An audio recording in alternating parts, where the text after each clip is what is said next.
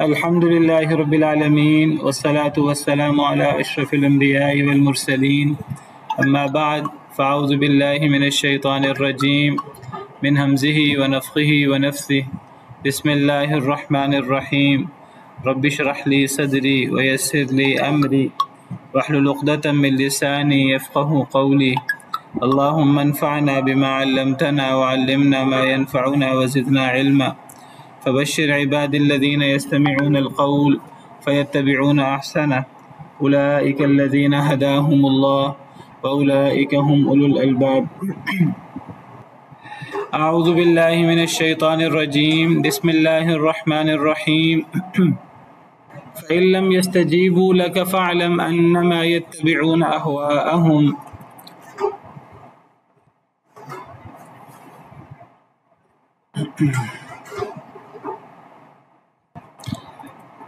فَإِن لَّمْ يَسْتَجِيبُوا لَكَ، بس اگر نہ وہ قبول کریں آپ کے لیے، اگر وہ آپ کی بات نہ مانیں، فَاعْلَمْ، تو جان لیجئے، انما یتبعون اہواءہم، کہ بے شک وہ پیروی کر رہے ہیں اپنی خواہشات کی. وَمَنْ أَضَلُّ مِمَّنِ اتَّبَعَ هَوَاهُ بِغَيْرِ هُدًى مِّنَ اللَّهِ، اور کون زیادہ گمراہ ہے اس شخص سے جو پیروی کرے اپنی خواہشات کی بغیر ہدی من اللہ کی ہدایت کے بغیر. ان اللہ لا یہدی القوم الظالمین، بے شک اللہ تعالیٰ نہیں ہدایت دیتے ظالم قوم کو. فَإِن لَّمْ يَسْتَجِيبُوا لَكَ، بس اگر نہ وہ مانے آپ کے لیے، کیا بات نہ مانے آپ کے لیے؟ اگر وہ آپ کی بات نہ مانے، آپ کی بات قبول نہ کریں، تو جان لیجئے کہ وہ اپنی خواہشات کی پیروی کر رہے ہیں. تو یہ کس بات ماننے یا نہ ماننے کی بات ہو رہی ہے؟ جو ان کو اللہ نے بولا تھا کہ لاؤ تورات یا قرآن میں سے جو زیادہ ہدایت جی بالکل ٹھیک، ماشاءاللہ. اصل میں اس سے مراد پچھلی آیات ہیں. یہ پچھلی آیات سے متعلق یہ آیت ہے. تو پچھلی آیات میں ہم نے پڑھا کہ جب ان کے پاس ہماری طرف سے حق آ گیا، نبی کریم صلی اللہ علیہ وسلم یا قرآن، تو انہوں نے کہا لولا اوتی مثل ما اوتی موسیٰ، کہ کیوں نہیں یہ دیا گیا وہ چیز جو موسیٰ علیہ السلام دیے گئے تھے، اس جیسی چیز کیوں نہیں دیے گئے. جب نبی کریم صلی اللہ علیہ وسلم آئے ان کے پاس، تو انہوں نے کہا کہ نبی کریم صلی اللہ علیہ وسلم پر کوئی کتاب کیوں نہیں اتری جس طرح موسیٰ علیہ السلام پر کتاب اتری تھی، یا نبی کریم صلی اللہ علیہ وسلم پر اس طرح کے معجزات کیوں نہیں اترے جس طرح کے سیدنا موسیٰ علیہ السلام پر معجزات اترے تھے، عصائے موسیٰ، ید بیضا وغیرہ. تو اللہ تعالیٰ نے اس کا جواب دیا تھا کہ نبی کریم صلی اللہ علیہ وسلم پر تو بہت سے معجزات اترے ہیں، تو اصل میں معجزات کی وجہ سے کوئی ایمان، معجزات نہ ہونے کی وجہ سے یہ لوگ کفر نہیں کر رہے، بلکہ ان کے کفر کرنے کی وجوہات ان کی ہٹ درمی ہے. جس طرح حضرت موسیٰ علیہ السلام کے معجزات کے بارے میں تم کہہ رہے ہو کہ وہ بہت بڑے معجزات تھے، تو ویسے معجزات محمد صلی اللہ علیہ وسلم کو کیوں نہیں ملے؟ تو کیا حضرت موسیٰ علیہ السلام کے معجزات کا انکار نہیں ہوا؟ ان کے معجزات کا بھی تو انکار ہوا ہے. تو جس طرح فرعون اور اس کے ساتھیوں نے حضرت موسیٰ علیہ السلام کے معجزوں کا انکار کیا تھا، تو اسی طرح یہ مشرکین بھی نبی کریم صلی اللہ علیہ وسلم کے معجزات کا انکار کر رہے ہیں اور عذر بہانہ بنا رہے ہیں کہ ان کے پاس حضرت موسیٰ جیسے معجزات کیوں نہیں آئے. اولم یکفروا بما اوتی موسیٰ من قبل، کیا انہوں نے کفر نہیں کیا ساتھ اس کے جو موسیٰ علیہ السلام دیے گئے تھے اس سے پہلے؟ کہ انہوں نے کفر نہیں کیا، یا تو اس سے مراد مشرکین مکہ ہیں، یا اس سے مراد حضرت موسیٰ علیہ السلام کے دور کے لوگ ہیں جنہوں نے حضرت موسیٰ علیہ السلام کی دعوت پر لبیک نہیں کہا. قالوا سحران تظاہرا، انہوں نے کہا یہ دونوں جادو ہیں، یہ ظاہر ہو گئے ہیں. یا یہ دونوں غالب آنے کی کوشش کر رہے ہیں. تو دونوں جادوؤں سے مراد اگر ہم پیچھے قریش مراد لیں کہ قریش نے انکار کیا تھا، تو پھر سحرانی تظاہرات سے مراد نبی کریم صلی اللہ علیہ وسلم پر اترنے والی کتاب، حضرت موسیٰ علیہ السلام پر اترنے والی کتاب یا معجزات، ان کو وہ کہہ رہے ہیں کہ یہ دونوں کے معجزات ہی جادو ہیں اور یہ ان کے ذریعے غالب آنا چاہتے ہیں. اور اگر اس سے مراد ہم فرعون اور فرعون کے ساتھی لیں جنہوں نے موسیٰ علیہ السلام کا انکار کیا تھا، دوسری تفسیر، تب پھر سحرانی تظاہرات سے مراد سیدنا موسیٰ اور سیدنا ہارون علیہ السلام. وقالوا انا بكل کافرون، کا ہمارے کہیں انکار کرتے ہیں. اللہ تعالیٰ فرماتے ہیں قل فأتوا بکتاب من عند اللہ، کہہ دیجئے پس لے آؤ کتاب من عند اللہ، اللہ کے پاس سے، هو اہدی منہما، جو زیادہ ہدایت یافتہ ہو ان دونوں سے. یعنی اگر تم کہتے ہو کہ محمد صلی اللہ علیہ وسلم کو حضرت موسیٰ جیسے معجزات کیوں نہیں ملے، حالانکہ تم خود حضرت موسیٰ علیہ السلام کا، ان کے معجزات کا انکار کرتے ہو، تو اگر تمہیں قرآن پر اعتراض ہے کہ قرآن بہت بڑی کتاب نہیں ہے، یہ بہت اہم معجزہ نہیں ہے، تو پھر تم ان دونوں کتابوں سے بڑی کتاب لے آؤ، ان دونوں کتابوں سے زیادہ ہدایت یافتہ کتاب لے آؤ، جو زیادہ ہدایت دینے والی کتاب ہو، ایسی کتاب لے آؤ تو میں بھی اس کی پیروی کر لوں گا اگر تم سچے ہو. تو یہ قریش کو ایک الزامی سوال کیا گیا تھا ان سے. اگر تم کہتے ہو کہ نہیں قرآن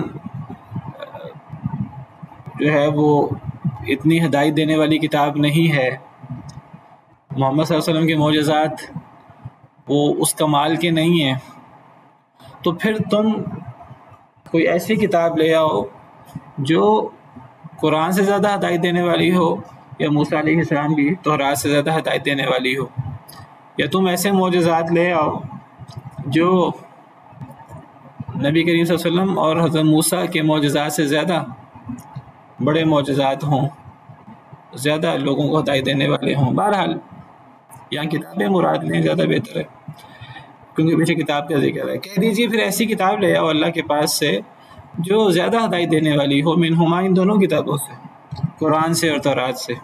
اتبعہ، اگر تم اللہ کی طرف سے کوئی ایسی کتاب لے آؤ گے جو ان دونوں سے بہتر ہوگی بفرض محال، تو میں اس کتاب کی پیروی کر لوں گا. ان کنتم صادقین، اگر تم اپنے دعوے میں سچے ہو کہ قرآن بڑا معجزہ نہیں ہے، زیادہ بڑی ہدایت دینے والی کتاب نہیں ہے، تو پھر اس سے بڑی ہدایت دینے والی کتاب لے آؤ اگر تم اس دعوے میں سچے ہو. اب اس آیت کریمہ میں اللہ تعالیٰ جو پہلے سوال ڈالا گیا ان پر الزامی، اب اس سوال کا جواب اللہ تعالیٰ دے رہے ہیں.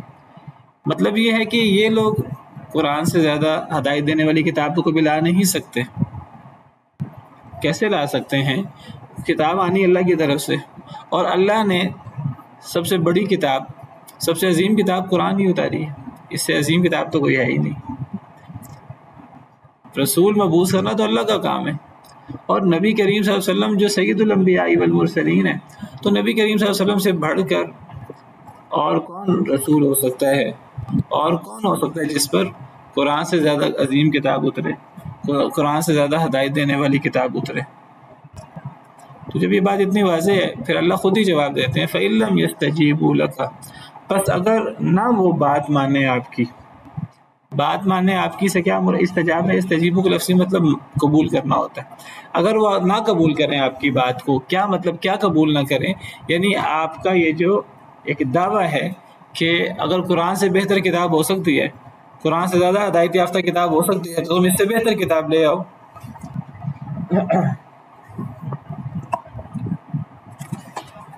تو میں اس کی پیروی کر لوں گا. تو اللہ تعالیٰ فرماتے ہیں کہ اگر وہ آپ کا یہ مطالبہ تسلیم نہ کر سکیں، اور وہ کبھی بھی آپ کا مطالبہ تسلیم نہیں کر سکیں گے، فَإِن لَّمْ يَسْتَجِيبُوا لَكَ، بس اگر وہ نہ قبول کر سکیں آپ کے لیے، آپ کے اس مطالبے کو اگر وہ قبول نہ کر سکیں، اور کبھی بھی قبول نہیں کر سکتے، فعلم تو آپ جان لیجیے انما یتبعون اہواءہم کہ وہ اپنی خواہشات کی پیروی کر رہے ہیں۔ اگر وہ آپ کے اس مطالبے کو قبول نہ کر سکے تو اس کا ایک ہی نتیجہ ہے، وہ یہ ہے کہ وہ اصل میں وہ اپنی خواہش کی پیروی کر رہے ہیں، اصل میں وہ ماننا ہی نہیں چاہتے قرآن کو۔ تو یہ اللہ نے عقلی جواب دیا ہے، اور یہ ایسا زبردست عقلی جواب ہے کہ اس عقلی جواب کا کوئی جواب نہیں ہو سکتا۔ اصل میں قریش نے کہا کہ اصل میں محمد، ہم کہتے ہیں صلی اللہ علیہ وسلم، کہ ان کی کتاب وہ حضرت موسیٰ جیسی کتاب نہیں ہے۔ تو اللہ نے کہا تم تو دونوں کے منکر ہو۔ تو اللہ نے فرمایا چلو تم اگر یہ کہتے ہو کہ یہ کتاب اس کتاب جیسی نہیں ہے تو پھر تم ان دونوں کتابوں سے بہتر کتاب لے آؤ۔ اب وہ تو ان دونوں کتابوں سے بہتر کتاب نہیں لا سکتے، وہ تو ویسے ہی اعتراض برائے اعتراض کر رہے تھے۔ تو وہ یہ اس اعتراض، وہ تو اللہ تعالیٰ نے کئی دفعہ چیلنج کیا قرآن میں کہ جی اس قرآن جیسا قرآن لے آؤ، اس قرآن جیسی 10 صورتیں لے آؤ، اس قرآن جیسی ایک صورت لے آؤ، تو وہ تو اس مطالبے کو بھی پورا نہیں کر پا رہے۔ تو یہاں اللہ نے یہی مطالبہ دوبارہ پیش کیا ہے۔ اگر تمہیں قرآن کے بارے میں یہ ہے کہ جی قرآن تورات جیسی کتاب نہیں ہے، اس سے زیادہ بہتر کتاب ہونی چاہیے، تو اللہ کہتے ہیں تو پھر تم اس سے بہتر کتاب لے آؤ اللہ کی طرف سے، اور وہ لا نہیں سکتے۔ تو اللہ فرماتے ہیں کہ پھر اگر وہ آپ کا یہ مطالبہ پورا نہ کر سکیں تو پھر اس کا نتیجہ ایک ہی نکلتا ہے، وہ نتیجہ یہ ہے کہ یہ اصل میں ماننا ہی نہیں چاہتے، یہ اصل میں اپنی خواہش کے پیچھے لگ کر اپنے خواہشات کے پیچھے لگے ہیں۔ کیا مطلب؟ یعنی قرآن حق ہے، اور قرآن کی حقانیت پر انہیں بھی اندر سے پتہ ہے قرآن حق ہے، اور یہ قرآن سے بہتر چیز نہیں لا سکتے۔ پھر سوال یہ پھر قرآن کو مانتے کیوں نہیں ہے؟ قرآن کو اصل میں مانتے اس لیے نہیں ہے، قرآن ان کے عقائد پہ ضرب لگاتا ہے، قرآن ان کے آباء و اجداد کے عقیدے کا رد کرتا ہے۔ یہ اپنے اور اپنے آباء و اجداد کا عقیدہ چھوڑنا نہیں چاہتے۔ اور کیوں نہیں چھوڑنا چاہتے؟ حالانکہ ان کو یہ بھی پتہ ہے کہ ہمارا اور ہمارے آباء و اجداد کا عقیدہ غلط ہے، پھر کیوں نہیں چھوڑنا چاہتے؟ اس لیے نہیں چھوڑنا چاہتے، اگر وہ اس عقیدے کو چھوڑیں گے تو انہیں بہت سارے دنیاوی مفادات بھی چھوڑنے پڑیں گے، اپنی خواہش نفس بھی چھوڑنی پڑے گی، اپنی منمانی بھی چھوڑنی پڑے گی، انہیں تبدیل ہونا پڑے گا۔ یہ اپنی منمانی نہیں چھوڑنا چاہتے، اپنی خواہش نفس کو نہیں چھوڑنا چاہتے، یہ اصل میں نفس کے پجاری ہیں۔ بہت بڑی بات ہے، کسی شخص کے سامنے اللہ کا دین پیش کیا جائے، قرآن کی بات پیش کی جائے، وہ شخص آگے سے اسی قسم کے اعتراض کرے، نہیں جی اس میں تو یہ اعتراض ہے، اس میں تو یہ اعتراض ہے، قرآن میں تو یہ نقص ہے، قرآن میں تو یہ نقص ہے۔ یہی قریش نے کہا تھا نا، قریش نے کہا تھا کہ محمد صلی اللہ علیہ وسلم کو وہ کیوں نہیں دیا گیا جو موسیٰ کو دیا گیا، یعنی قرآن کو ناقص کہا انہوں نے اپنے تئیں کہ ہم اس لیے نہیں مان رہے۔ اگر آج کسی کو دعوت دی جائے، کسی غیر مسلم کو اسلام کی طرف، قرآن کی طرف، وہ آگے سے اس قسم کے الٹے سیدھے اعتراض کرے دین اسلام پر، تو اس سے کیا کہا جائے گا؟ اس سے یہی کہا جائے گا کہ چلو ٹھیک ہے، اگر تم سمجھتے ہو اس میں یہ نقائص ہیں بفرض محال، چلو ایک لمحے کے لیے جدلاً تمہاری بات مان لیتے ہیں کہ اس میں یہ مسئلے، چلو تم اس سے بہتر کوئی دین لے آؤ، تم اس سے بہتر کتاب لے آؤ۔ اس مطالبے کو کوئی پورا نہیں کر سکتا، کبھی بھی پورا نہیں کر سکتا۔ تو پھر مطلب کیا ہوا؟ مطلب یہ ہوا کہ جو بندہ بھی دین اسلام پر اعتراض کرتا ہے، قرآن کریم پر اعتراض کرتا ہے، نبی کریم صلی اللہ علیہ وسلم کی سیرت پر اعتراض کرتا ہے، در حقیقت یہ اعتراض بنتا ہی نہیں ہے، وہ در حقیقت قرآن کے مطابق اپنے آپ کو ڈھالنا نہیں چاہتا، وہ سیرت طیبہ کے مطابق اصل میں اپنے آپ کو ڈھالنا نہیں چاہتا، وہ اصل میں اللہ رسول، قرآن، دین اسلام کی پابندی کرنا نہیں چاہتا، وہ خواہش نفس کے پیچھے لگنا چاہتا ہے، من مانی کرنا چاہتا ہے، اس کے علاوہ اس کا اور کوئی مطلب ہے ہی نہیں۔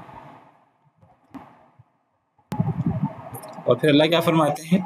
پہلے اللہ نے یہ نتیجہ نکالا لاجیکل انداز میں، پھر اللہ فرماتے ہیں وَمَنْ أَضَلُّ مِمَّنِ اتَّبَعَ هَوَاهُ بِغَيْرِ هُدًى مِّنَ اللَّهِ۔ اب یہ طے ہو گیا کہ یہ اصل میں نفس کے پجاری ہیں، ان کے پاس کوئی آرگومنٹ نہیں ہے قرآن کو رد کرنے کا، نبی کریم صلی اللہ علیہ وسلم کی دعوت کو رد کرنے کا، کوئی عقلی دلیل نہیں ہے، کوئی نقلی دلیل نہیں ہے ان کے پاس۔ سلطان اور دلیل تو ہے ہی نہیں، یہ تو اس سے بالکل خالی ہیں. یہ تو خواہش کے پیچھے لگ کر ظاہر یہ کرتے ہیں جی ہمیں تو قرآن پہ یہ اعتراض، فلاں پہ یہ اعتراض. اللہ کہتے ہیں اصل میں خواہشات کی پیروی کر رہے ہیں. پھر اللہ فرماتے ہیں اور کون زیادہ گمراہ ہے اس شخص سے جو پیچھے لگے اپنے خواہش کی، بغیر ہدی من اللہ، بغیر اللہ کی ہدایت کے. کتنا چھوٹا سودا ہے، کتنا سستا سودا ہے کہ انسان خواہش کی پیروی کرتے ہوئے اللہ کے دین کو چھوڑ دے. ایک انسان اپنی چند نفسانی خواہشات کے پیچھے لگ کر مال و دولت کی حرص میں، کچھ اپنے نفس کی ہوس پوری کرنے کے لیے انسان اللہ کے دین کو، جو دنیا اور آخرت کی کامیابی کا ضامن ہے، جو ہماری تخلیق کا مقصد ہے، اللہ رسول کی اطاعت کو چھوڑ دے اپنی خواہش کے پیچھے لگ کر. اور یہ شرک ہے. جب ایک انسان اللہ کی طرف سے اترنے والی وحی کا انکار کرتا ہے جانتے بوجھتے، اور اس لیے انکار کرتا ہے کہ اگر وہ مان لے اس کو تو اس کو اپنے آپ کو بدلنا پڑے گا، نمازیں پڑھنی پڑیں گی، جہاد کرنا پڑے گا، اللہ کے لیے جان مال کو قربان کرنا پڑے گا، اپنی خواہش کو اللہ کے لیے قربان کرنا پڑے گا. ایک بندہ کہتا ہے میں یہ کام نہیں کر سکتا. کتنا چھوٹا سا، کتنا سستا سا سودا کیا اس نے. اس سے بڑھ کر گمراہ کون ہوگا؟ جو اپنی خواہش کی پیروی کرے، جس خواہش کے ساتھ اللہ کی ہدایت نہیں ہے، بغیر ہدی من اللہ. اور یاد رکھیے ان اللہ لا یہدی القوم الظالمین، بے شک اللہ تعالیٰ نہیں ہدایت دیتے ظالم قوم کو. ایسے لوگوں کو اللہ ہدایت بھی نہیں دیتے. پھر اللہ تو اس کو ہدایت دیں دین اسلام کی طرف. اللہ جس کے اندر کوئی خیر پائیں، جس کا کوئی قلب سلیم ہو، جس کے آنے کا کوئی دین اسلام کو فائدہ ہو. ایسے ردی قسم کے لوگوں کا فائدہ کیا ہے دین اسلام کو؟ یعنی بجائے اس کے کہ یہ سمجھیں کہ جی شاید ہماری بڑی ضرورت ہے اسلام کو، ہمارے بغیر کوئی اسلام ناقص رہ جائے گا، اللہ فرماتے ہیں کہ نہیں، تم آ بھی جاؤ تو تم جیسے لوگوں کو قبول ہی نہیں کیا جاتا.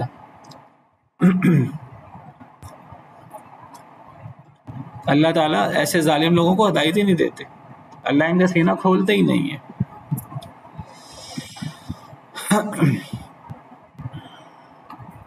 وَلَقَدْ وَصَّلْنَا لَهُمُ لَعَلَّهُمْ يَتَذَكَّرُونَ، اور البتہ تحقیق ہم نے ملا دیا ان کے لیے قول کو، لَعَلَّهُمْ يَتَذَكَّرُونَ، تاکہ وہ نصیحت پکڑیں. وَصَّلْنَا، وَصَّلَ يُوصِّلُ، توصیل ملا دینا. بعض مفسرین اس کا معنی کرتے ہیں وَصَّلْنَا کا فَصَّلْنَا، یعنی یہ گویا کہ واضح کرنے اور کھول دینے کے معنی میں. یعنی ہم نے ان کے لیے، یعنی لوگوں کے لیے، قریش کے لیے، ہم نے قرآن پڑھنے والوں کے لیے ہم نے بات کو کھول دیا ہے. قرآن کی ہر بات بہت واضح، بہت کلیئر، بڑی تفصیل کے ساتھ بیان ہوئی ہے. یا بعض مفسرین اس کا معنی کرتے ہیں وَلَقَدْ وَصَّلْنَا لَهُمُ الْقَوْلَ، اور البتہ تحقیق ہم نے ملا دیا ان کے لیے قول کو. وَصَّلَ يُوصِّلُ، وصل سے واو صاد لام سے ملا دیا. کیا مطلب؟ یعنی یہ جو گویا کہ قرآن کریم کی تعلیمات کوئی نئی تعلیمات نہیں ہیں، یہ ایک وہ سلسلہ ہائے دراز ہے جو ہمیشہ سے چلا آ رہا ہے. پہلے سیدنا آدم علیہ السلام، سیدنا ادریس، سیدنا نوح، سیدنا ہود، سیدنا صالح، سیدنا ابراہیم، دیگر بنی اسرائیل کے انبیاء کرام علیہم السلام اجمعین، سیدنا عیسیٰ علیہ السلام تک وہ آتے رہے. وہ جس طرح اللہ کی طرف سے اللہ کا پیغام وہ اللہ کے بندوں کو دیتے رہے، تو یہ وہ ایک سلسلہ چلا آ رہا ہے ماضی سے. تو اللہ نے اسی سلسلے کو جوڑا ہے، اسی سلسلے کو ملایا ہے. یہ کوئی نیا نبی تو نہیں ہے، کوئی نئی دعوت تو نہیں ہے. قُلْ مَا كُنْتُ بِدْعًا مِنَ الرُّسُلِ، کہہ دیجیے میں کوئی نیا رسول تو نہیں ہوں، مجھ سے پہلے بہت سے رسول آ چکے ہیں. تو وَلَقَدْ وَصَّلْنَا لَهُمُ الْقَوْلَ، تو وصلنا کا یا تو معنی یہ ہے کہ ہم نے واضح کر دیا، کھول کر بیان کر دیا ان کے لیے بات کو. بات سے مراد ہر بات جو قرآن میں عقیدہ بیان ہوا، جو قرآن میں کوئی عمل کی بات بیان ہوئی، اخلاق کی بات ہوئی، قصے بیان ہوئے، حکمت کی باتیں بیان ہوئی، ساری باتیں ہم نے کھول کر بیان کر دی. یا پھر مراد یہ ہے کہ ہم نے ملا دیا اس بات کو، یعنی یہ کوئی نئی بات نہیں ہے، یہ پچھلی باتوں کا تسلسل ہے. تمام انبیاء کرام علیہ السلام کا دین اسلام اور نبی کریم صلی اللہ علیہ وسلم اسی دعوت کو مکمل کر رہے ہیں، اسی سلسلہ کو جوڑا ہے۔ درمیان میں تھوڑا سا وقفہ آیا سیدنا عیسیٰ اور نبی کریم صلی اللہ علیہ وسلم کے درمیان، اور البتہ تحقیق ہم نے ملا دی ہے ان کے لیے بات کو تاکہ وہ نصیحت پکڑیں، اس لیے ہم نے ان کے لیے قرآن کو واضح کر دیا، اس لیے ہم نے قرآن کا وہ جو ایک حضرت عیسیٰ کے بعد ایک فترہ آ گیا تھا وقفے کا، اس کو ہم نے جوڑ دیا، ملا دیا، اس لیے اب دوبارہ اللہ کی طرف سے نصیحت کا سلسلہ اور اللہ کی طرف سے سلسلہ شروع ہو گیا۔ کیوں؟ تاکہ لوگ نصیحت پکڑیں، اپنی اصلاح کریں۔ الذین آتیناہم الکتاب من قبلہ ہم بہ یؤمنون، بے شک وہ لوگ دی ہم نے ان کو کتاب من قبلہ اس سے پہلے یعنی قرآن سے پہلے، ہم بہ یؤمنون وہ اس کے ساتھ ایمان لاتے ہیں۔ اللہ فرماتے ہیں کہ اے قریش، اے عرب، اللہ نے تمہارے لیے یہ کتاب نازل کی ہے، تم اس کے اولین مخاطب ہو۔ اللہ کہتے ہیں تم اگر اس کتاب کو نہیں مانو گے تو جنہیں ہم نے ان سے پہلے کتاب دی تھی، اس سے پہلے یعنی قرآن سے پہلے جو کتاب ہے تورات، زبور، انجیل، یہ کتابیں بنی اسرائیل پر آئیں، تو وہ لوگ جنہیں ہم نے کتاب دی اس قرآن سے پہلے یعنی بنی اسرائیل مراد ہیں جو نبی صلی اللہ علیہ وسلم کے دور کے بنی اسرائیل ہیں، یعنی یہودی اور عیسائی، ہم بھی یؤمنون وہ اس کے ساتھ ایمان لاتے ہیں۔ اگر تم ایمان لاؤ یا نہ لاؤ تو تمہارے ایمان لانے نہ لانے سے کیا ہوتا ہے، بہت سے اہل کتاب وہ ایمان لے آئے ہیں اس کے اوپر، وہ اس پر ایمان لاتے ہیں۔ تو آتیناہم الکتاب سے مراد جنہیں ہم نے کتاب دی، تو اللہ نے کن کو کتاب دی؟ یہود، حضرت موسیٰ علیہ السلام کی قوم، ان پر تورات اتری۔ اسی طرح آگے جا کر انہی لوگوں میں حضرت داؤد علیہ السلام مبعوث ہوئے، اور حضرت داؤد علیہ السلام پر اللہ نے زبور اتاری۔ حضرت موسیٰ علیہ السلام کے بعد بنی اسرائیل میں حضرت داؤد علیہ السلام کو اللہ نے خلیفہ بھی بنایا، نبی بھی بنایا، اور پھر اللہ نے ان پر عظیم الشان کتاب زبور بھی نازل فرمائی، وآتینا داؤد زبورا۔ اور پھر یہ بنی اسرائیل میں نبیوں کا سلسلہ، نبیوں کے خاتم النبیین بنی اسرائیل کے سیدنا عیسیٰ علیہ السلام، ان پر اللہ تعالیٰ نے انجیل کو نازل فرمایا۔ تو حضرت عیسیٰ کے ماننے والوں کو، حضرت موسیٰ کے ماننے کا دعویٰ کرنے والوں کو، حضرت داؤد کے ماننے والوں کو، یہ سارے بنی اسرائیل ہیں، یہود و نصارہ۔ تو یہ جنہیں ہم نے کتاب دی تھی اس سے پہلے، ہم بھی یؤمنون وہ اس قرآن پر بھی ایمان لاتے ہیں۔ قرآن سے پہلے کیا صرف جن کو کتاب دی گئی تھی وہ یہی لوگ ہیں؟ یہود، نصارہ، تورات والے، انجیل والے، زبور والے، کہ اور بھی کئی لوگ ہو سکتے ہیں؟ اہل کتاب کن کو کہا جاتا ہے؟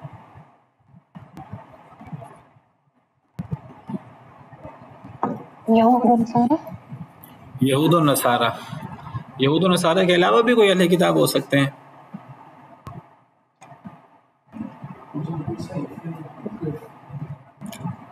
جن پر صحیفے اترے۔ اب صحیفے کون سے ہیں؟ قرآن کریم میں دو قسم کے صحیفوں کا ذکر ہے، ایک حضرت ابراہیم علیہ السلام کے صحیفے اور ایک حضرت موسیٰ علیہ السلام کے صحیفے۔ بل تؤثرون الحیات الدنیا والآخرۃ خیر وابقی ان ھذا لفی الصحف الاولی صحف ابراہیم و موسیٰ۔ اللہ تعالیٰ فرماتے ہیں تم دنیا کو ترجیح دیتے ہو اور آخرت زیادہ بہتر ہے اور باقی رہنے والی ہے۔ ان ھذا لفی الصحف الاولی، یہ بات تو پچھلے تمام صحیفوں میں موجود ہے۔ کون سی بات؟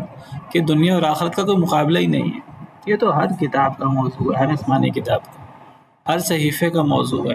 کس کے صحیفے؟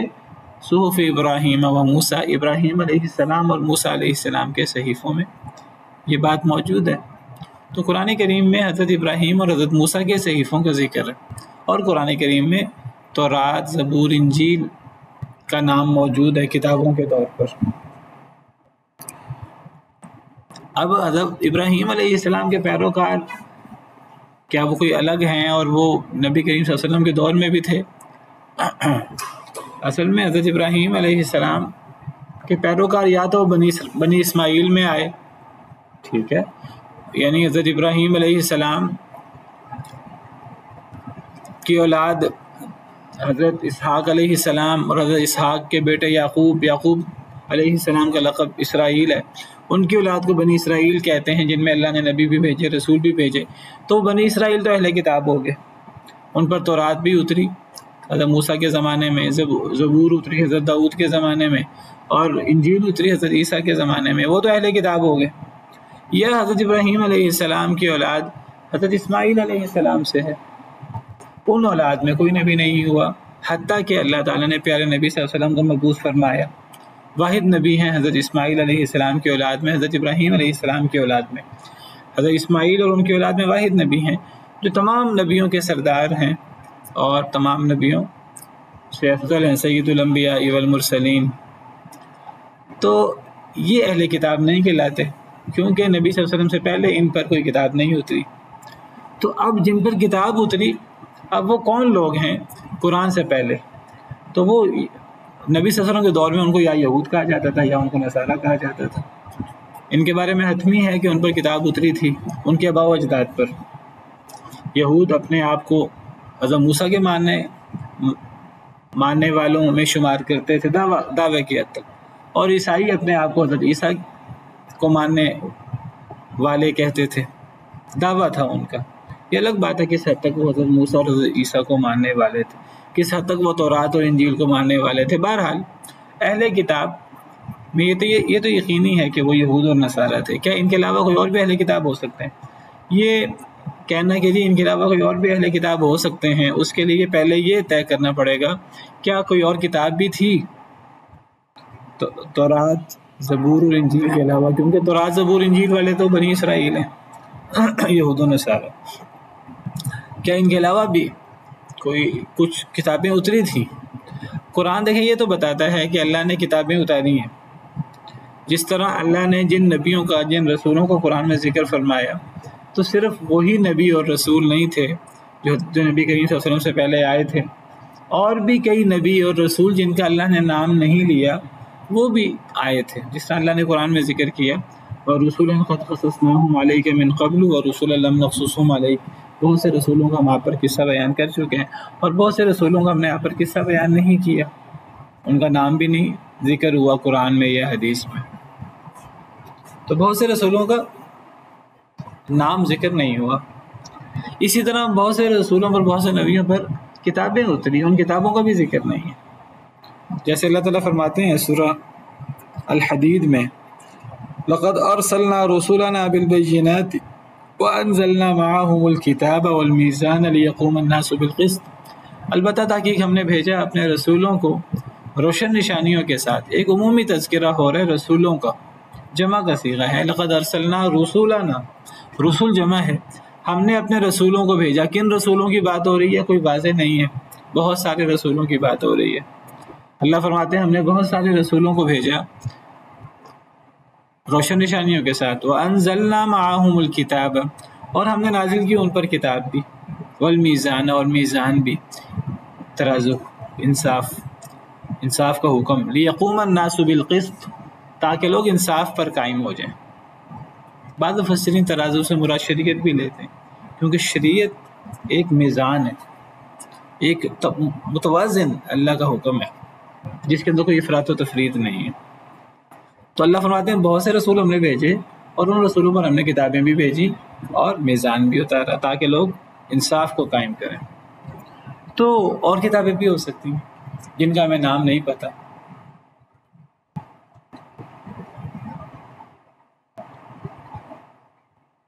اب کچھ لوگ کہتے ہیں کہ جی میں اس لیے بات کر رہا ہوں کہ میں نے کچھ لوگوں کی بات سنی ہے، کچھ لوگ کہتے ہیں ہندو جو ہیں یہ بھی اہل کتاب ہیں۔ میں نے ان سے کہا ہندو اہل کتاب کیسے ہیں؟ وہ کہنے لگے اصل میں ہندو جو ہیں یہ حضرت نوح علیہ السلام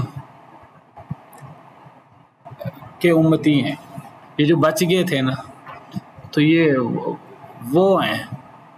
میں نے کہا کہ وہ کیسے ہیں، اور اگر وہ ہیں پہلے تو یہ طے کریں ان پر کتاب بھی اتری تھی کہ نہیں اتری تھی۔ نہیں، ان پر کتاب اتری تھی، تو یہ اصل میں حضرت نوح علیہ السلام کے بچے کچے یہ وہ لوگ، یا صابی یا فلاں فلاں.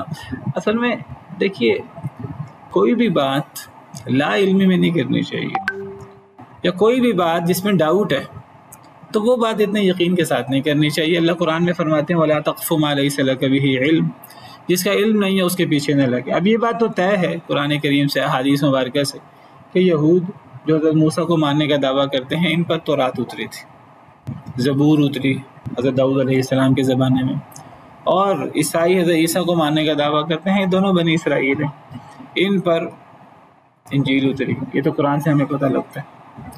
یہ تو یقینی طور پہ اہل کتاب ہیں. اب کیا ان کے علاوہ کوئی اور کتاب بھی اتری؟ اس کتاب کا کیا نام تھا ہمیں نہیں پتہ، کس نبی پر وہ کتاب اتری ہمیں یہ بھی نہیں پتہ. تو کیا اب کسی قوم کے بارے میں کوئی بندہ مجوس کے بارے میں دعویٰ کرتے، کوئی بندہ کسی مخصوص دین کے بارے میں، کوئی بندہ کہتے جی جو کنفیوشس کو ماننے والے ہیں، حکیم کنفیوشس چائنا وغیرہ میں، کوئی بندہ کہ جی زرتشت کو ماننے والے جو ہیں، جی وہ زرتشت کی بھی کتاب ہے ایک، ان مذاہب کو ماننے والے زیادہ تر چائنا وغیرہ میں ان کے ماننے والوں کے پاس بھی کچھ کتابیں ہیں. اب وہ کتابیں الہامی ہیں کہ غیر الہامی ہیں، قرآن ان کے بارے میں خاموش ہے، قرآن سے حدیث سے ہمیں پتہ نہیں لگتا. ان کے پیروکار اگر دعویٰ کریں، ممکن ہے کہ دعویٰ کرتے ہوں گے ہماری الہامی کتابیں، کئی ممکن ہے الہامی نہ ہونے کا دعویٰ کرتے ہیں. تو اب کو بندہ یہ کہ جی ان کتابوں میں بڑی حکمت کی باتیں، بڑی اچھی باتیں، تو ایسا محسوس ہوتا ہے جیسے یہ بھی نبی تھے اللہ کے اور ان پر بھی اللہ کی طرف سے کتاب اتری تھی. تو ایسی بات کوئی بندہ خیال ظاہر کرے تو ایک الگ بات ہے، ایسی بات کہنا اور ایسی بات کا دعویٰ کرنا بہت بڑی جسارت ہے. وَلَا تَقْفُ مَا لَيْسَ لَكَ بِهِ علم کے خلاف ہے صحیح. تو ایسی کسی بات کا دعویٰ ایسے اندازے سے نہیں کر دینا چاہیے، تکے سے نہیں کر دینا چاہیے. ممکن ہے کوئی ایسی بات موجود بھی ہو، نہ ہم انکار کرتے ہیں نہ ہم اقرار کرتے ہیں. تو بہرحال ہمارے نزدیک معلوم حد تک اہل کتاب یہ یہود و نصارہ ہی ہیں. تو وہ لوگ جنہیں ہم نے کتاب دی وہ یہود و نصارہ من قبل ہی، اس قرآن سے پہلے، تو وہ تورات زبور انجیل ہے، تینوں کو ماننے والے وہ بنی اسرائیل یہود و نصارہ ہی ہیں. تو اللہ فرماتے ہیں وہ بھی اس پر ایمان لاتے ہیں. کس پر؟ قرآن پر. کون سے یہود ایمان لاتے ہیں جی؟ کون سے عیسائی ایمان لاتے ہیں؟ یہود میں سے عبداللہ بن سلام آپ کو پتہ ہے مسلمان ہوئے، یہودیوں میں سے. عیسائیوں میں سے سیدنا سلیمان فارسی مسلمان ہوئے. اسی طرح عیسائیوں میں حبشہ میں مسلمان گئے تھے. جب شروع میں مسلمانوں پر ظلم و ستم کے پہاڑ توڑے گئے مکہ مکرمہ میں، تو نبی صلی اللہ علیہ وسلم کے حکم سے مسلمانوں نے ہجرت کی تھی حبشہ کی طرف. حبشہ میں اس وقت عیسائی حکمران نجاشی اور وہ تھا. اور جی تو میں عرض یہ کر رہا تھا، میں ذکر کر رہا تھا کہ یہود میں سے عبداللہ بن سلام اور بعض اور یہود اور بھی اگرچہ تھوڑے تھے وہ مسلمان ہوئے. بعض علماء کی رائے 6 7 8 کے قریب یہودی مسلمان ہوئے تھے ٹوٹل. عیسائیوں میں سے اگرچہ بہت سارے عیسائی مسلمان ہوئے. تو ان میں سے حبشہ کے جو عیسائی تھے، نجاشی اور نجاشی کے پیروکار، ان میں سے کئی لوگ مکہ مکرمہ آئے تھے. لوگ آتے رہتے تھے حج وغیرہ کے لیے یا ان چیزوں کے لیے. تو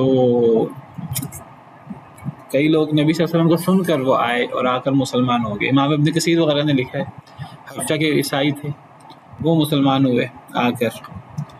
تو بہرحال اللہ فرماتے ہیں وہ لوگ جنہیں ہم نے کتاب دی قرآن سے پہلے وہ ایمان لاتے ہیں. اگر تم ایمان نہیں لاتے ہیں قریش تو کیا فرق پڑتا ہے؟ اہل کتاب ایمان لاتے ہیں. اچھا یہ اب ذکر ایسے جیسے اہل کتاب میں سے بہت سارے لوگ ایمان لاتے ہیں.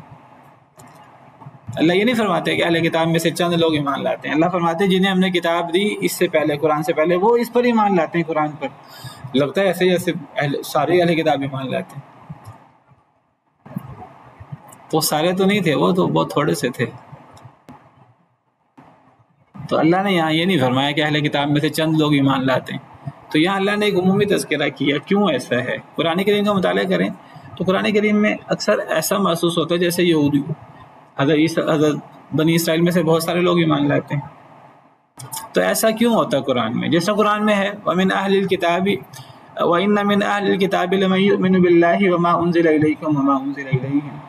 اور اہل کتاب میں سے وہ بھی ہیں جو اللہ پر ایمان لاتے ہیں اور وہ اس پر بھی ایمان لاتے ہیں جو تم پر نازل کیا گیا، اور اس پر بھی ایمان لاتے ہیں جو ان پر نازل کیا گیا. اب اس آیت کریمہ سے بھی لگتا ہے کہ اہل کتاب میں سے بہت سارے اہل کتاب اپنے نبیوں پر، اپنی کتابوں پر بھی ایمان لاتے ہیں، اور نبی کریم صلی اللہ علیہ وسلم پر اور قرآن پر بھی ایمان لاتے ہیں. اسی طرح سورہ بقرہ میں ہے الذین آتیناہم الکتاب یتلونہ حق تلاوتہ، کہ جنہیں ہم نے کتاب دی وہ قرآن کو یا وہ کتاب کو ایسے پڑھتے ہیں جیسے اس کے پڑھنے کا حق ہے. اولئک یؤمنون بہ، یہی لوگ اس قرآن پر بھی ایمان لاتے ہیں. اسی طرح قرآن میں سورہ بنی اسرائیل میں ہے ان الذین اوتوا العلم من قبلہ اذا یتلی علیہم یخرون للاذقان سجدا، کہ بے شک وہ لوگ جنہیں ان سے پہلے علم دیا گیا، ان سے پہلے یعنی قریش سے پہلے، عرب سے پہلے جنہیں علم دیا گیا، یعنی یہود و نصارہ پرانے، جنہیں علم دیا گیا ان سے پہلے اذا یتلی علیہم، جب ان پر قرآن پڑھا جاتا تھا، یخرون للاذقان سجدا، تو وہ تھوڑیوں کے بل سجدے میں گر جاتے تھے. وَيَقُولُونَ سُبْحَانَ رَبِّنَا، اور وہ کہتے تھے پاک ہے ہمارا رب، إِنْ كَانَ وَعْدُ رَبِّنَا لَمَفْعُولًا، ہمارے رب کے وعدے پورے ہو کر رہیں گے. وَيَخِرُّونَ لِلْأَذْقَانِ يَبْكُونَ، وہ گر جاتے تھے تھوڑیوں کے بل، روتے رہتے تھے. وَيَزِيدُهُمْ خُشُوعًا، اور ان کا خضوع ڈر بڑھ جاتا تھا. یہ اور اس قسم کی آیات سے لگتا ہے بہت سارے یہود و نصارہ ایمان لائے قرآن پر. یہاں بھی ایسے محسوس ہو رہا ہے جنہیں ہم نے کتاب دی اس سے پہلے، قرآن سے پہلے، وہ اس پر ایمان لاتے ہیں یعنی قرآن پر. تو وہ تھوڑے لوگ تھے. اگر پوری نبی صلی اللہ علیہ وسلم کی زندگی میں اگر یہودی شمار کیے جائیں جو مسلمان ہوئے تھے تو وہ انگلیوں پر گنے جانے والے، 7-8 سے زیادہ نہیں ہے شاید، اللہ عالم. عیسائی کوئی زیادہ ہوں گے. تو ان کا تذکرہ ایسے کیوں ہوتا ہے جیسے بہت بڑی جماعت ہے؟ کون بتائے گا آپ میں سے؟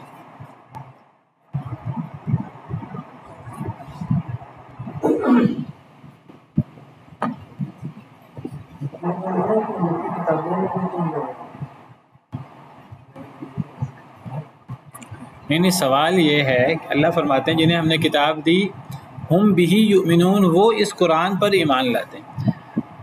محسوس ایسے ہوتا ہے جیسے بہت زیادہ تعداد یہود و نصارہ کی قرآن پر ایمان لاتی تھی، حالانکہ بہت تھوڑے تھے یہود و نصارہ کے لوگ جو قرآن پر ایمان لائے، جو نبی صلی اللہ علیہ وسلم پر ایمان لائے، بہت تھوڑے لوگ تھے.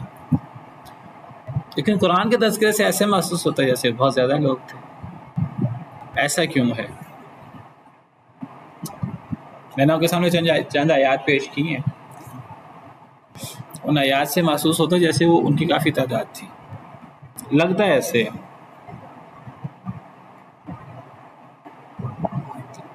جی میں نے ایسے کئی دفعہ اس کا سوال کا جواب دیا ہے لیکن کافی دیر ہو گئی ہے اب.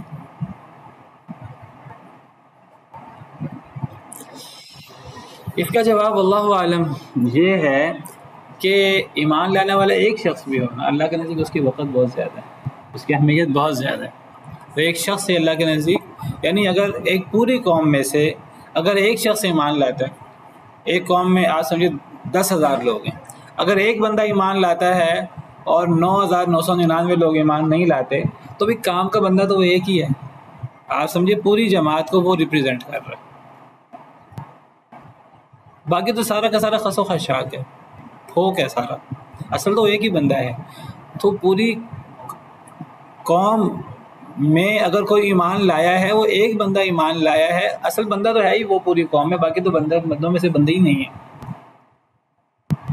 تو یہ جو چند لوگ ایمان لائے وہ اصل میں آپ سمجھیے یہود و نصارہ میں سے کام کے بندے تو وہی لوگ تھے، باقی تو بندے کام کے تھے ہی نہیں. دیکھیے ایک شخص اللہ سے ڈرنے والا ہو، اب میں آپ کو اس کی دلیل بیان کرتا ہوں. مشہور حدیث ہے نبی صلی اللہ علیہ وسلم کی، صحیح بخاری کی حدیث ہے، پچھلے دنوں میں نے پڑھی کہ نبی صلی اللہ علیہ وسلم صحابہ کرام کے ساتھ تشریف فرما ہیں. ایک شخص گزرتا ہے بڑا اپنے اکڑ میں اور بڑے اچھے کپڑے پہنے ہیں، بڑی اعلیٰ سواری وغیرہ پر. تو نبی صلی اللہ علیہ وسلم پوچھتے ہیں صحابہ سے تمہارا اس شخص کے بارے میں کیا خیال؟ تو صحابہ کرام بیان کرتے ہیں کہ جی یہ شخص بڑا معزز شخص ہے، ظاہری طور پر اگر دیکھیں بڑا معزز شخص ہے، تو بڑا عزت والا ہے، حسب نسب والا ہے، مال والا ہے. اگر یہ کسی کی سفارش کرے لوگ اس کی سفارش قبول کریں گے، اگر یہ رشتہ بھیجے لوگ اس کے رشتے کو ہاتھوں ہاتھ لیں گے. تو یہ ایک معاشرے کے اندر اس کی ایک وزن ہے، ایک اہمیت ہے. آپ خاموش ہو گئے، آپ کا تو مقصود صحابہ کرام کی تربیت تھی، آپ خاموش ہو گئے، بات سن کر کوئی تبصرہ نہیں فرمایا. کچھ دیر بعد ایک اور شخص گزرا اہل صفہ میں سے، ایک غریب سا مسلمان. تو نبی صلی اللہ علیہ وسلم نے پوچھا اچھا اب بتاؤ اس کے بارے میں تمہارا کیا خیال ہے؟ تو وہ صحابہ کرام بالکل سیدھے سیدھے تھے، جو دل میں تھا وہ زبان پر تھا. کوئی تو عرض کرنے لگے اللہ کے رسول یہ ایک سادہ سا شخص ہے ہم میں سے، تو کوئی اس کی عزت وقت نہیں ہے لوگوں میں. یہ اگر سفارش کرے لوگ سفارش کو وزن ہی نہیں دیں گے، کوئی رشتہ پیش کرے کہیں تو لوگ آگے سے ناراض ہوں گے، جی ہمارے ہاں رشتہ کیوں بھیج دیے. تو نبی صلی اللہ علیہ وسلم نے فرمایا کہ وہ جو پہلا شخص جس کی تم تعریفیں کر رہے ہو کہ جی بڑا وہ عزت والا ہے، وجاہت والا ہے، یہ ہے وہ ہے، تو اگر اس جیسے لوگوں سے پوری دنیا کو بھر دیا جائے تو وہ سب مل کر اس دوسرے شخص کا مقابلہ نہیں کر سکتے. بہت بڑی بات ہے، چھوٹی بات نہیں ہے. یہ دوسرا شخص، یہ ایک شخص ہی پہلے جیسے کروڑوں اربوں لوگ ہوں تو وہ یہ دوسرا شخص ان سے وزن نہیں ہے، کیونکہ اصل تو کام کا بندہ تو یہی ہے. پہلا بندہ تو فاسق و فاجر تھا، مسلمان نہیں تھا. تو ایسے لوگوں کی اہمیت کیا ہے؟ ایسے لوگوں کی تو اہمیت نہیں ہے. وہ سمجھتے رہے اپنے آپ کو، جی ہم بڑے وہ ہوتے ہیں، ہم بڑے بھرنے خواہ ہوتے ہیں، ہم یہ ہوتے ہیں وہ ہوتے ہیں. وہ کسی کے سمجھنے سے کیا ہوتا ہے؟ اصل تو وہ ہے جو اللہ کے نزدیک جس کی اہمیت ہے.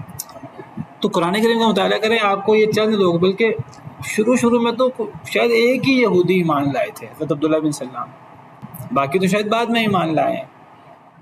آپ قرآن کریم میں وہ ایک ہی ان کا ذکر کئی جگہ پڑھیں گے.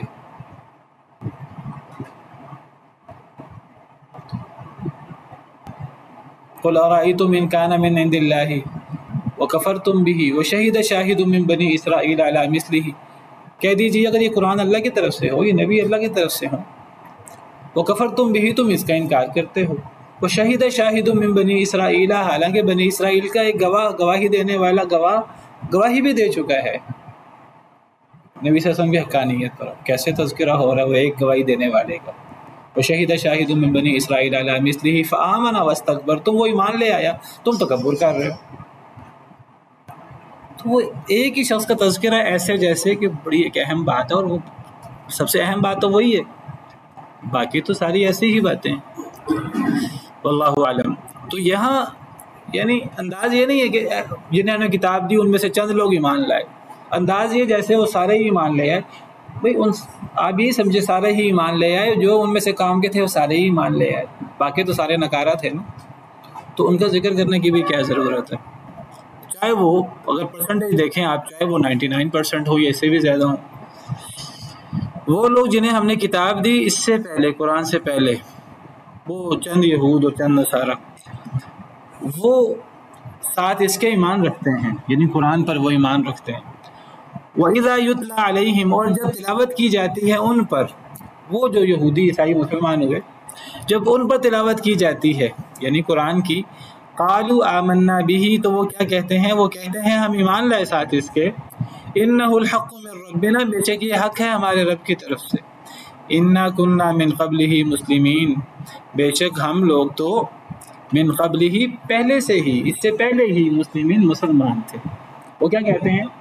وہ کہتے ہیں کہ محمد صلی اللہ علیہ وسلم تو ایسا فطری دین لائے ہیں کہ ہم تو اس پر ایمان لاتے ہیں، یہ بالکل پکا سچا دین ہے، یہ پکی سچی کتاب ہے، اور ہم تو اس کتاب کے آنے سے پہلے، محمد صلی اللہ علیہ وسلم کے آنے سے پہلے ہی انتظار کر رہے تھے، ہم تو پہلے سے ہی مسلمان تھے.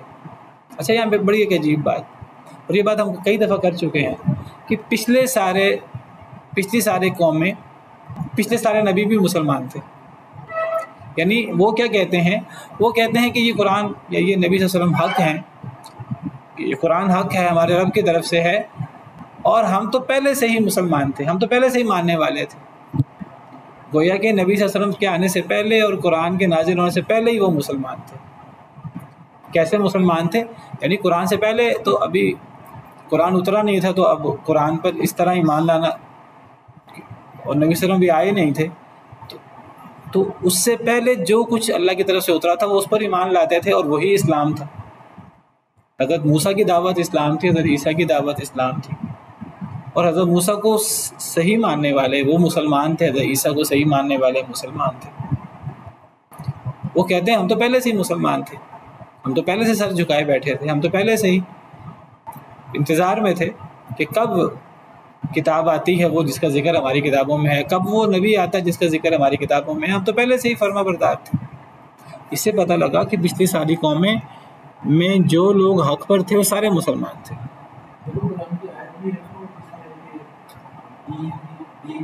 ہاں، ان الدین عند اللہ الاسلام، وہ کئی آیتیں ہیں، میں کئی دفعہ پیش کر چکا ہوں وہ آیات.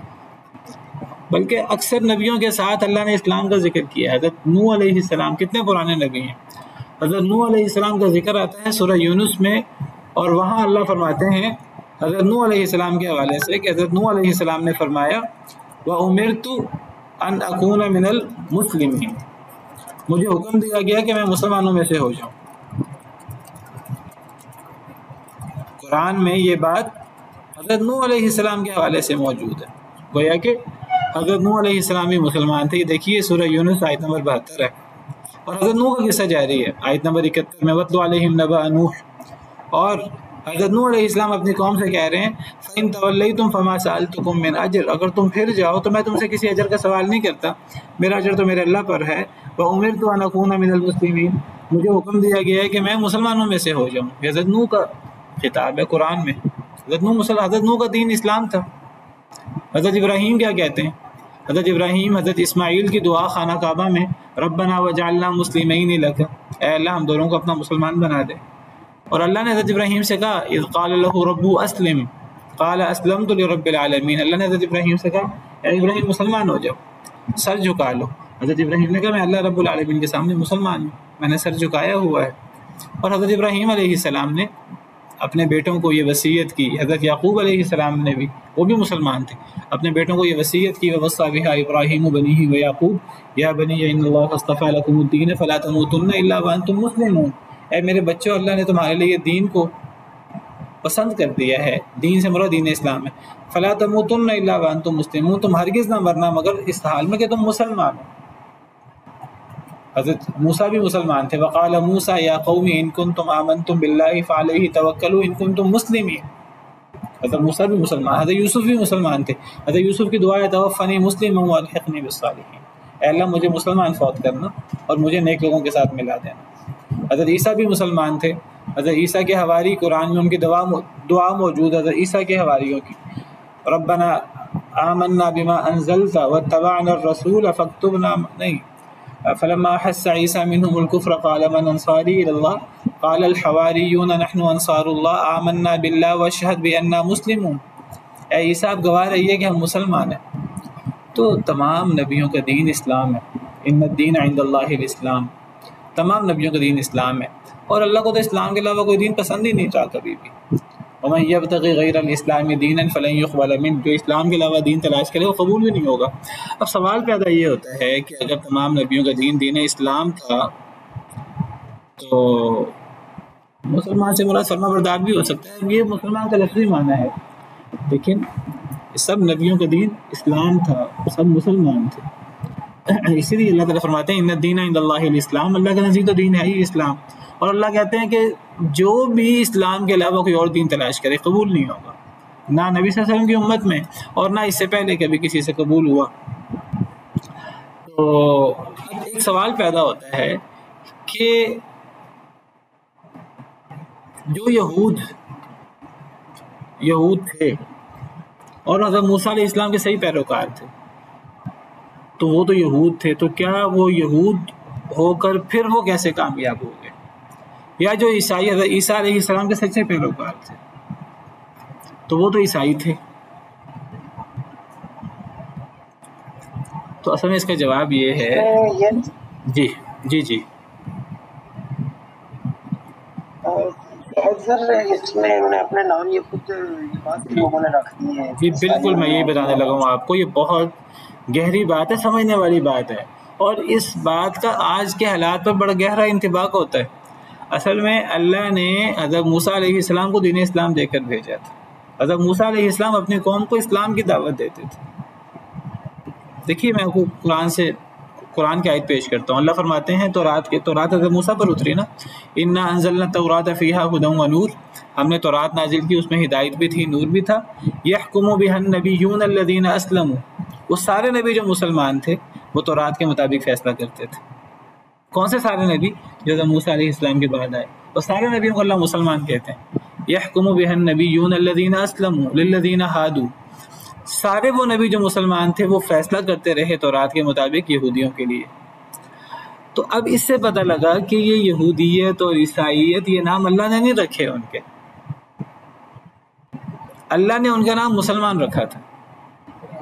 وَسَمَّاكُمُ الْمُسْلِمِينَ مِنْ قَبْلُ وَفِي هَذَا، اللہ نے تمہارا نام مسلمان رکھا اس سے پہلے بھی اور اس میں بھی. تو اصل میں اللہ کے ماننے والے ہمیشہ سے مسلمان تھے.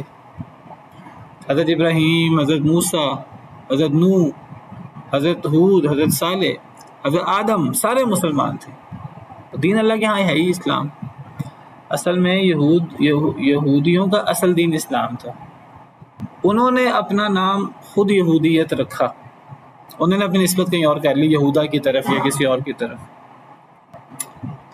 عیسائیوں کا نام اللہ نے عیسائی نہیں رکھا یا نصرانی نہیں رکھا، وہ بھی ان کا دین بھی اسلام تھا، ان کو بھی اسلام لانے کا کہا گیا. انہوں نے اپنا نام نصرانی رکھ لیا یا عیسائی رکھ لیا. اللہ قرآن میں فرماتے ہیں وَمِنَ الَّذِينَ قَالُوا إِنَّا نَصَارَى، ان لوگوں میں سے جنہوں نے دعویٰ کیا، جنہوں نے کہا کہ ہم نصارہ ہیں.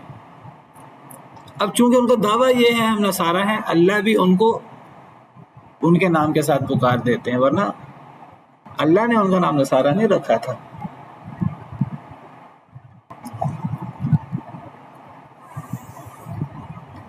اس کا مطلب یہ ہوا کہ جب اللہ نے ہمیں مسلمان بنایا ہے، ہمیں اپنے آپ کو مسلمان کہنا چاہیے، اور ہمیں اپنی نسبت اسلام کی طرف کرنی چاہیے، اور ہمیں اسلام اور اسلام کے جو بنیادی ماخذ ہیں قرآن و حدیث اس کو دلیل بنانا چاہیے. میں یہ نہیں کہتا ایک بندہ اسلام کے علاوہ اپنے آپ کو کچھ اور کہلوا نہیں سکتا، ایک بندہ مسلمان کے علاوہ اپنے آپ کو کچھ اور کہلوا سکتا ہے. اس کی مثالیں نبی صلی اللہ علیہ وسلم کے دور میں موجود ہیں. مثلا مہاجرین، اب یہ ایک لقب ہے، ٹھیک ہے، یہ کچھ لوگوں کا لقب ہے. یہ لقب اللہ نے دیا انہوں نے اسلام کو چھوڑ کر یہ لقب اختیار نہیں کیا. مہاجرین، انصار، اصحاب بدر، اصحاب احد، اصحاب شجرہ، ٹھیک ہے. تو یہ نام رکھنے میں کوئی حرج نہیں ہے، اللہ نے نام رکھے ہیں ان کے. یہ وہ مسلمان اپنے آپ کو کہلاتے تھے، مسلمان تھے، اور وہ ساتھ ساتھ مہاجر بھی تھے، انصار بھی تھے، ٹھیک ہے. کیونکہ انہوں نے ہجرت کی اس لیے مہاجرین کہہ دیتے ہیں. جنہوں نے مدد کی ان کو انصار کہہ دیتے ہیں، جنہوں نے مہاجرین کی مدد کی. جو بدر میں شریک ہوئے ان کو اہل بدر یا صحابی بدر کہہ دیتے ہیں. جو درخت کے نیچے بیعت کی نبی صلی اللہ علیہ وسلم کی، بیعت رضوان، ان کو اصحاب شجرہ کہہ دیتے. لقد رضی اللہ عن المؤمنین اذ یبایعونک تحت الشجرۃ. اس کا مطلب یہ نہیں کہ مسلمان نہیں تھے، یا وہ مہاجرین کا کوئی دین الگ تھا، یا انصار کا کوئی دین الگ تھا، یا ان کے دین کے ماخذ الگ تھے. نہیں، وہ مسلمان تھے اور وہ قرآن و سنت کو ماننے والے تھے. کوئی نام رکھنے میں کوئی حرج نہیں ہے. کوئی بندہ اپنی نسبت کسی علاقے کی طرف کر لے کہ جی میں لاہوری ہوں، تو کیا حرج ہے، آپ لاہوری بن جائیں. کوئی بندہ کہ جی میں کوفی ہوں، یا میں مدنی ہوں، میں مکی ہوں، آپ نسبتیں کر لیں، کوئی حرج نہیں ہے. حرج کب ہے؟ کوئی بندہ اپنی نسبت کسی عالم کی طرف کر لے. بعض علماء مشہور ہو جاتے ہیں جی، بعض لوگ نسبت کر لیتے ہیں جیسے حضرت ابوبکر صدیق سے صدیقی، بعض نسبت رکھ لیتے ہیں فاروقی، بعض نسبت رکھ لیتے ہیں عثمانی، بعض نسبت رکھ لیتے ہیں علوی، بعض نسبت رکھ لیتے ہیں فاطمی. نسبت رکھنے سے آپ کی ایک محبت کا اظہار ہوتا ہے تو ٹھیک ہے، اچھی بات ہے. سارے ہمارے لیے یہ سارے ہمارے راہبر ہیں، رہنما ہیں، ہمارے لیے ہیرو ہیں، سارے کے سارے قابل عزت، قابل احترام ہیں. کوئی بندہ اپنے آپ کو حنفی کہہ دے، مالکی کہہ دے، شافعی کہہ دے، حنبلی کہہ دے، کوئی حرج نہیں ہے. اگر وہ مسلمان ہیں سارے تو، اگر ان کا ماخذ دین کا قرآن حدیث ہے. فرق کہاں پڑتا ہے؟ فرق تب پڑتا ہے جب ہم نام اپنے رکھیں اور نام رکھنے کے ساتھ اپنا منہج بھی اور اپنا دین لینے کا طریقہ کار بھی فرق کر لیں. دیکھیے یہودی اپنا نام یہودی رکھ لیتے اسلام کو چھوڑ کر، اگر وہ تورات کو ہی بنیاد بناتے اور تورات میں تحریف نہ کرتے، تورات میں گڑبڑ نہ کرتے، نام جو مرضی رکھ لیں. جی یہودا ایک حضرت یعقوب کے بیٹے تھے تو وہ یہودا سے یہودی رکھ لیں، یا وہ ہدنا سے یہودی. انہوں نے صرف نام چینج نہیں کیا، انہوں نے نام چینج کرنے کے ساتھ اپنا دین اخذ کرنے کا طریقہ کار بھی چینج کر لیا. یہ اب دین اسلام سے پھر بندہ خارج بھی ہو جاتا ہے، اللہ معاف کرے. اگر مسلمانوں میں سے کوئی شخص، اب مثلا مسلمانوں میں کوئی گروہ بن جائے، وہ کہے کہ جی ہمارے نزدیک اب حجت قرآن و سنت نہیں، اب ہمارے نزدیک فلاں حجت ہے، تو پھر دین تو چینج ہو گیا. دین اسلام میں تو حجت ماخذ قرآن حدیث ہے. قرآن حدیث سے اللہ کہتے ہیں پوچھو، یہ اللہ کہتے ہیں قرآن حدیث سے مسئلے اخذ کرو. اگر تمہیں خود نہیں پتا تو علماء سے پوچھو. علماء سے کیا پوچھنا؟ قرآن حدیث کے بارے میں پوچھنا. باقی اگر لوگ اپنا منہج ہی الگ کر لیں تو پھر اللہ معاف کرے انسان دین اسلام سے خارج بھی ہو سکتا ہے، بہت دور تک انسان جا سکتا ہے. اب بعض لوگ ہیں وہ انہوں نے شریعت محمدیہ، ہمارے نزدیک تو شریعت محمدیہ قرآن حدیث سے جو ثابت ہے یہی دین ہے نا.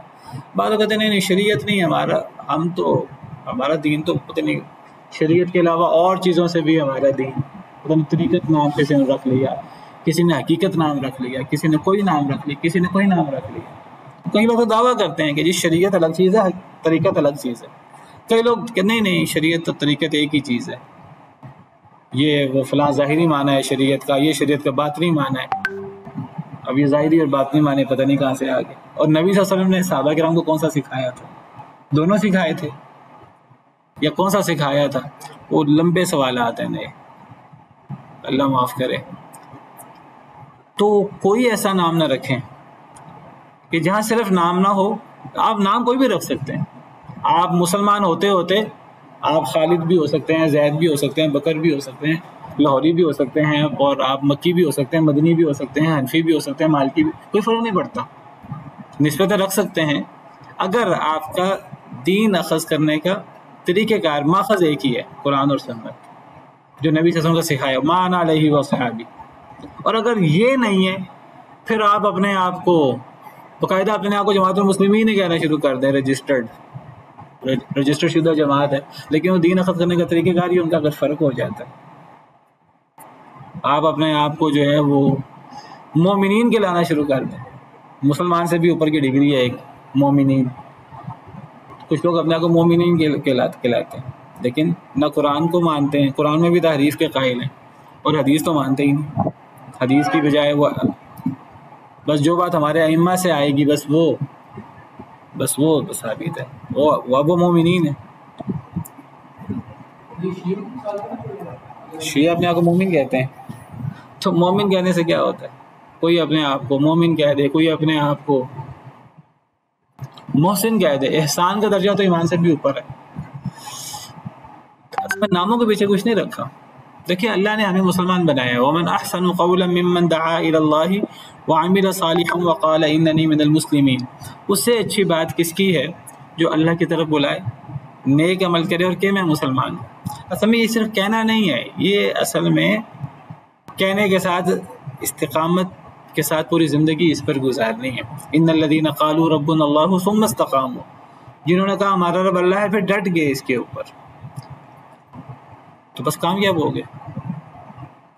تو نام چینج کر کے اور نام چینج کر کے ساتھ اپنا دین اخذ کرنے کا پورا منہج چینج کر دیا تو آپ تو پھر اسلام سے ہی نکل گئے، اللہ معاف کرے.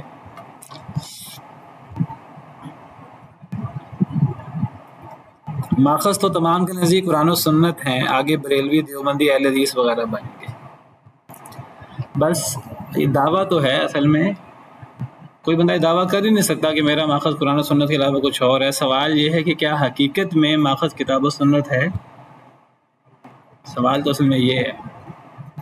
دعویٰ تو آپ کسی قادیانی سے پوچھ لیں، وہ بھی کہے گا میں مسلمان ہوں، میں تو قرآن کو مانتا ہوں، وہ بھی آپ کو دلائل قرآن سے دے گا۔ اب یہ تو آپ بتائیں گے کہ وہ قرآن کو مانتا ہے کہ نہیں مانتا۔ دعویٰ تو بھی کرے گا میں حدیث کو مانتا ہوں، کیونکہ قرآن حدیث کے بغیر وہ ایک بندہ اس سے نکل کیسے سکتا ہے؟ شیعہ بھی کہے گا میں قرآن سنت کو مانتا ہوں۔ بھئی کس قرآن کو تم مانتے ہو؟ تم تو کہتے ہو جو قرآن میں 17,000 آیتیں تھیں، 2/3 آیتیں اہل بیت کے بارے میں تھیں، وہ فلاں فلاں نے حذف کر دیں۔ تو ایسا بندہ، وہ کہتے ہیں ہمارا جو قرآن نا اصل وہ ان کا ایک امام ہے، وہ غائب ہے، وہ لے کے چھپا ہوا ہے کہیں، پتہ نہیں کس لیے چھپا ہوا ہے۔ وہ نعوذ باللہ ان کے نزدیک حضرت ابوبکر، حضرت عمر، حضرت عثمان نے وہ قرآن کریم کی آیتیں نکال دی تھی۔ بھئی وہ تو چلو بفرض جدلاً مان لیا کہ نکال دی انہوں نے۔ حضرت علی آئے، حضرت علی نے وہ واپس نہیں کی، پھر وہ آیتیں کہاں ہیں؟ وہ آیتیں وہ عجیب ان کا موقف ہے جی، وہ کوئی ان کا امام ہے، وہ لے کے کسی غار میں چھپا ہوا ہے اصل قرآن کو لے کر۔ تو فَإِن تَنَازَعْتُمْ فِي شَيْءٍ فَرُدُّوهُ إِلَى اللَّهِ وَالرَّسُولِ، کوئی جھگڑا ہو جائے، اختلاف ہو جائے تو کون قرآن سے اور حدیث سے فیصلہ کرتا ہے؟ یہ ہے بنیاد۔ اصل میں قرآن حدیث کی بنیاد بھی اصل میں ایک ہی ہے، اللہ۔ وَمَا اخْتَلَفْتُمْ فِيهِ مِنْ شَيْءٍ فَحُكْمُهُ إِلَى اللَّهِ، جو اختلاف ہو جائے اللہ سے فیصلہ کروا لو۔ قرآن میں بھی اللہ کی بات ہے، حدیث میں بھی اللہ کی بات ہے، صحیح حدیث ہو تو، یا آپ اس کو قرآن حدیث کہہ دیں۔ تو قرآن حدیث سے فیصلہ جو کرتا ہے وہ حق پر ہے انشاءاللہ۔ قرآن حدیث اس طرح جس طرح صحابہ نے سمجھا، ما انا علیہ واصحابی۔ باقی دعویٰ کرنے والے تو بہت سارے ہیں، اب اس وقت ٹائم ہمارا ختم ہو گیا، اس پہ بس کرتے ہیں۔ تو ہماری اگلی کلاس ہے وراثت کی، وہ شروع کرتے ہیں۔ اگر مسلمان صحیح بنیاد پر ہو تو اہل حدیث یا اہل سنت محمدی ETC ہو سکتا ہے، اوبویسلی، بالکل یہی تو میں کہہ رہا ہوں۔ میں کہہ رہا ہوں کہ اگر ایک بندے کا منہج صحیح ہے، وہ اپنے آپ کو اہل سنت کے، اہل حدیث کے، دیوبندی کے، بریلوی کے، شیعہ کے، اگر اس کا منہج صحیح ہے تو وہ صحیح ہے، ناموں میں کچھ نہیں رکھا۔ اور اگر ایک بندے کا منہج صحیح نہیں ہے، وہ اپنے آپ کو مسلمان کہتا رہے، وہ اپنے آپ کو مومن کہتا رہے، وہ اپنے آپ کو جو ہے وہ ربانی کہتا رہے، تو کہنے سے کیا ہوتا ہے؟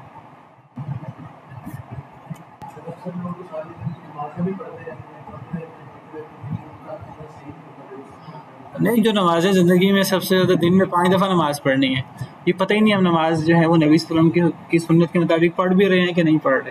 بلکہ یہاں تک دعویٰ ہے، وہ کہتے ہیں سمجھ قرآن و حدیث میں تو پورا دین موجود ہی نہیں ہے، یہ تو قرآن و حدیث میں تو ناقص دین موجود ہے، یہ تو ہمیں ہمارے علماء نے آ کر دین سکھایا۔ وہ کہتے ہیں یہاں تک دعویٰ کرتے ہیں، وہ کہتے ہیں قرآن و حدیث سے تو پورا دین ثابت ہی نہیں ہوتا۔ ایک ایسا دین ہے جو قرآن و حدیث سے ثابت نہیں ہوتا۔ چلیں بہرحال، سبحان ربک رب العزۃ عما یصفون وسلام علی المرسلین والحمد للہ رب العالمین۔